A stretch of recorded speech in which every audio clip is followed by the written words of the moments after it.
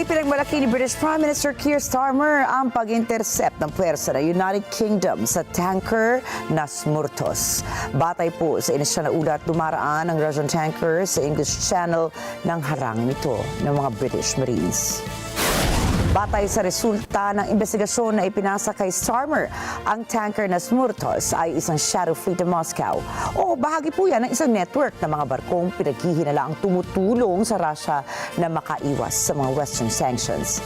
Mananatili muna sa Timog Baybayin ng England ang Russian tanker habang sinusuri ng mga otoridad ang mga operasyon nito sa karagatan. Matatanda ang pinatawan ng oil export sanctions ng Russia.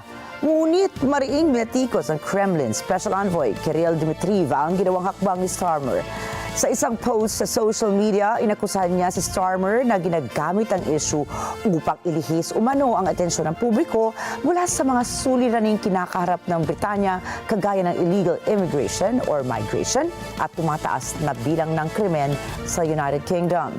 Anya, sa halip na tutukan ng mga problema ng bansa, ay nagsasagawa mo ni si Starmer ng mga hakbang na pwedeng magpalala ng tensyon sa pagitan ng West Allies at ng Russia.